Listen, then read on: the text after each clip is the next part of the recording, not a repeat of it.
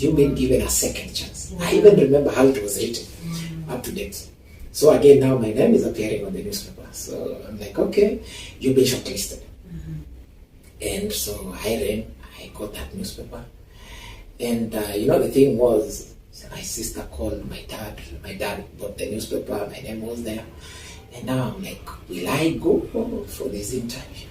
How am I going to face a panel? First, I suffer from anxiety. Two, I can't, function properly without the drink. Now I'm supposed to go and face a panel. And by the way, we were like 346 shortlisted candidates. And they only needed 15. So now I'm doing my math and I'm like, I don't stand a chance. Okay. Almost telling yourself, this one. And as a teacher, I had not been employed by TC. We were waiting. Okay. Yeah, so I was being paid by the BOG. So now when my dad saw, he came all the way to my school because I was living within the school. Because I thought if I lived within the school, I'll control my drinking. So you were making all the efforts to ensure that somehow you were limiting yourself. Yes, to control my environment. I already knew I had a problem. Yeah. So when my dad saw, the following day my dad was in the school and he was like, he's talking to me and I'm telling him, no, I don't stand a chance. And he's like, you will never know. You will go, do the interview. If they tell you you're not good enough, fine. But you are not going to make that, decision yourself. Yeah. Yes. Yeah, let the panel do that. So he convinced me. I told him, okay, fine, I'll go. But my dad, knowing me the way he did, he knew I wasn't going to go. So I remember on the day that, on the eve, the day before, the day of the interview, my dad came back to school again. And somehow he managed to convince the principal that being the first born, there are some things I was supposed to do. So he had come to pick me. Yeah, so the principal was convinced, gave me permission. And we left for Nairobi. You came with your dad? I came with my dad. I told him, he told me, no, I'm taking you. Because he knew. So we came overnight. The following day, that time there were bathrooms in this city council, toilets. Showered there, and we were Public Service Commission at 8. Yeah, and I remember, I don't know, God has always been with me. During the night, somehow you were traveling. Yeah, the bus stops. So I found a way of getting myself some drinks. So I was okay until morning. So I took a shower and all that, we always knew how to the smell of the drinks. And back then, I don't know if I should mention it, there was a brand of beer that actually didn't smell much. I don't know if it's still there. So it's the one I took in the morning. Okay. I bought some You're trying to hide this yes. smell. Yeah, and I bought some cans, I think when we had a stopover in Narok. And I bought some cans because I understood myself. So when we got to PSC, I found a place, I took them, I came and settled. This is to stabilize yourself. Yes. You knew that you needed to stabilize. It had gotten so bad that when I'm suffering those withdrawals, even my voice, you could not hear it. Okay. So, and I needed to talk. I was going for an interview. Yeah, sure. So I'm in Nairobi. I'm going to attend this interview. So, my time came. I went in. Of course, now by that time, the stuff was working within me. I had all the confidence. And I also had the belief that once that stuff is within me, I'm stable, I'm fine. So, according to me, when I came out, after around 12 minutes of interview, I knew I had performed well. Wow. Actually, I could even tell, there is only one question which I did not respond to. Not that I did not. They were asking for 4 examples. I gave 3. So, one escaped my mind. But all the other questions I answered, and I knew I was on point. So, I knew I was confident of my performance. And At around 11, I was done. We took the next bus, went back. I went back to school. My dad went back to his place of work. And 2 weeks later, I get a message. Yeah, a report. That you have gotten the job. Yes. Wow. Report that you've gotten the job. A job that you did when you were intoxicated. Okay, let me say I was intoxicated. I was stable. You were stable. You know, the thing is this, when you get to a level of dependence, you can't function without that stuff in your system. So to even do the normal things, you need to take it first. Even to eat. It can get so bad even to take the basics, to do the basics, even showering. You have to take a bit so that your body cools down, you stop trembling, so that you can go into the shower. Okay? So that's where I was at that So point. the abnormal became the normal? Yeah. So for me to become normal, I had to take a certain amount. Yeah, so the moment, so I won't say I was intoxicated. After taking those 2 cans, I was normal now. Of course, from a layman perspective, you stabilized. But at the end of it, you were intoxicated as you took the interview, isn't it? But then it gave you that confidence. Yes. You were not trembling. You yourself, you are aware that this is the only way to cope, and this is the only way I can sit before these panelists and actually respond. Yes. And I like the fact that you actually point out that I responded very well. Yes. Coming out of that interview, I knew I performed well. Wow. Yeah, because again, those who had gone in before me, the reason why I knew was those who had gone before me, some had lasted 3 minutes, 5 minutes, and I was there for like 12 minutes. And when I came out, there was a colleague of mine. We worked together in university. We took the same course. And she looked at me and she was like, "Why did you take so long?" She's waiting here and wondering, why did you the rest were taking shorter time. Shorter times. And then when so I took longer. Yeah, but it's because I was being asked more questions. And, there was the drinking bit. But also, I have always believed that I had prepared. Because I had asked people who had been to interviews, and some of them in the staff room had coached me. They told me, okay, fine, you asked a question and, you think you need time. They're giving me hints on how to go about it. So don't keep quiet, because the moment you keep quiet, these are some of the hints. And the next panelist will ask. So you'll have scored a 0. So you got to hold on to this question. So either paraphrase it, or ask, okay, I didn't get it, so maybe you could ask it again. So in the meantime, you're not listening to the question the second time. You got it the first time. Only that you need time to process it and get the answers. So I think that's why it took longer, and I answered all the questions anyway.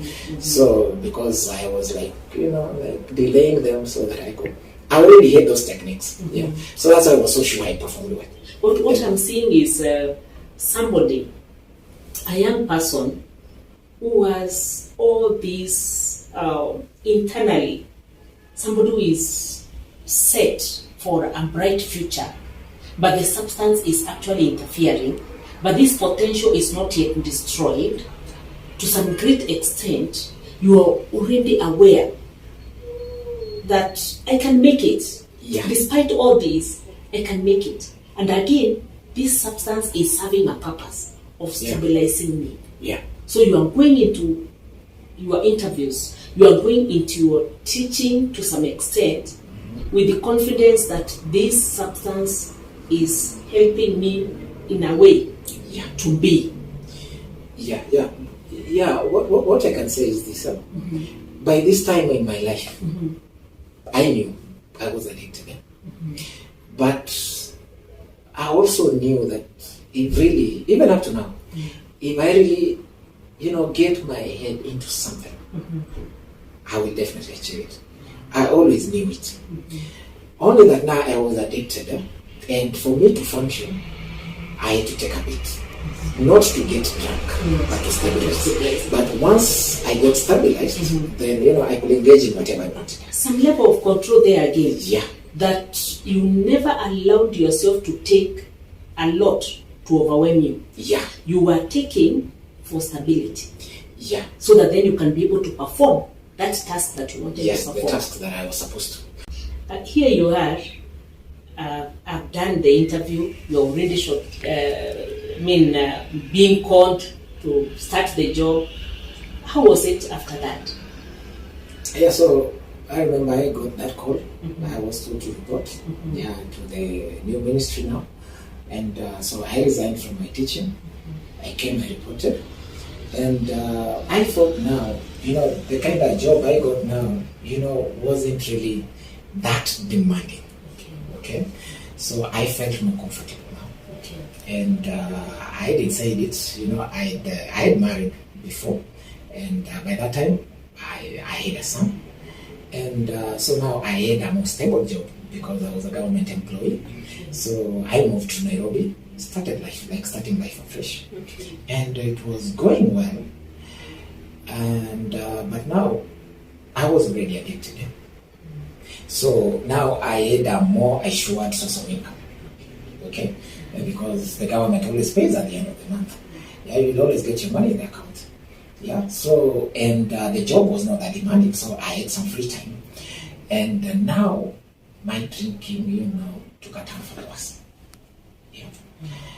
To the extent that, like 2 years after I got the job, I lost my marriage. So, it was too much. My wife couldn't stand it anymore. So, she packed up and left. So, the substance is already interfering with Yes. family life again? Yes. So she left. Now I was left all alone in Nairobi. And now, you see, up to that point, I was really feeling sorry for myself. And the only reason why I used to, get up and go to work was my son. My son was the only motivation at that point. Because even me, I began giving up on myself. Yeah, but looking at my son, I'd be like, no, if I'm not going to work for myself, I'll work for you. Now my son has been taken. So you're lost again. Yes. So you can imagine. Now I have no reason, and all that. So I took into drinking, and then now the warnings from my supervisors began in earnest. So many verbal warnings and all that, and advice, to go for help, seek for help, and all that. And finally, after like 3 years. Of really messing, drinking. I got my first show cause letter.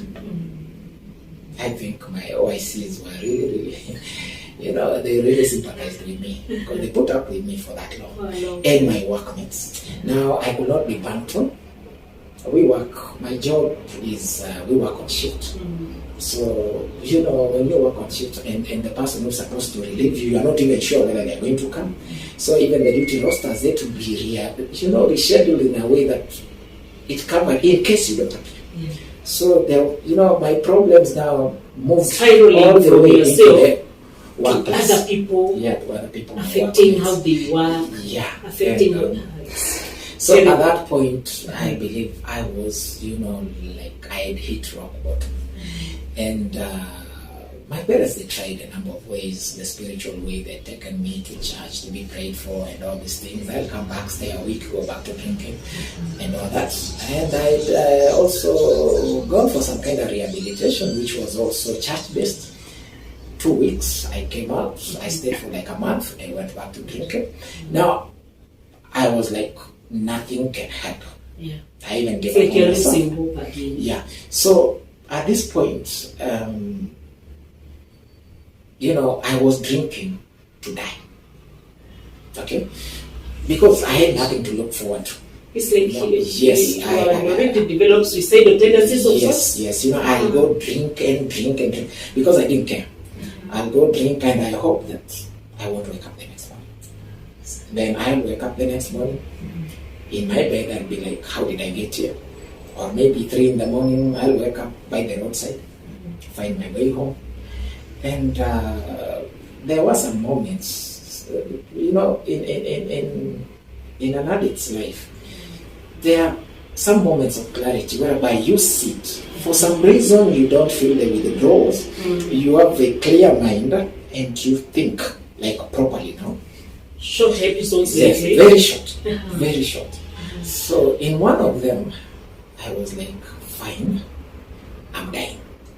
What shall I do? And then I remember my father, I come from a rather conservative background. So once you have a job, you're supposed to put up your own little place, where you come from. So my father had been on my case for some time, for a couple of years, to do that. So now put up a home or something? Yes, just a house, to symbolize that there's a son in this homestead. Yeah, so it made sense. But now, not from my father's perspective. Now, my perspective was, I'm dying. And at my age, I cannot be buried like a boy. Okay? So if I were to die today, my parents will have to build a house for me. Yes, that's our tradition. So you are so aware of what prevails yes, that's in our the tradition. culture. Yeah. That's our tradition. You cannot be buried in front of your house. At my age, I was once married. My son, if he ever comes back, he will need to be told, yeah, this is your father's house. Now all this now is starting to make sense. So I told myself, I have a job. I can walk into any bank and apply for a loan. Yes. I can put up that house so that at least I'll cut costs. For the parents. For my parents when I die. So that's exactly what I did. I took the most I could. Because I knew I was dying anyway, I'm not going to repay this loan. I'm going to die. And the government is my guarantor anyway. Yeah, so no one is going to be followed. Still very communicative. Yes. So I took the loan. 2 weeks later, the money was in my account. I called my dad. I did tell him the reasoning behind my now agreeing to put up that house. And he thought, yeah, finally it makes sense. So he came, I transferred the money. I told him, okay, Dad, now go put up a house for me. I don't have time to come and oversee it. You still have to stay on this side and do your drinking as the building is going on. Yeah, my dad had retired by then, going back home, so he had the time. Yeah, he oversaw the building, and I was really preparing for my death because from the money I remained with, I set aside a certain amount, opened another account, deposited that money there, and I made sure my follower sister hid the pin because I gave her the ATM. So you had a confidence in the family? Yes, my sister has always been that to me, my sister and my dad. I've always been comfortable talking to both of them. Yeah, so, and then I had attended a few burials. I'd say normally the body is dressed in blacks, in a black suit, a white shirt, and maybe a red tie. I bought all those things. And I kept them in my house. To some extent, a very organized young man. And now I knew, because I could not buy my casket, that's the reason why I deposited some money in an account which I made sure my sister could access. So that when I die, the other costs will be taken care of by the money. Yeah, because I told you I went for the maximum I could get. Yeah, so I came back. Now I continued drinking to die. But I will wake up every morning. I am still alive. People making noise, my workplace, I'm no longer wanted there. People don't bank on me, they can do anything about it. Your son is gone, my son is gone and everything. And there was another episode again. For some time now, people have been advising me to seek help. So finally, one time I was just seated in my house, I'd gone through a lot. Contemplating how do I get to this change that it's only that I didn't have the strength to take my life. And thank God for that. I didn't have the strength. I used to drink and, research on how to die a painless death. You go, drink, cut your veins, stuff like that. I'd gone through all that, but I couldn't bring myself, even when I'm high, I'm drunk like a skunk, I could not bring myself to do that. I was like, I will drink and hope I don't get it. So because that wasn't happening, I decided, in one of those moments of clarity, I thought, okay, I'm not dying. Why don't I try this? This alternative that alternative that I've been given for quite some time.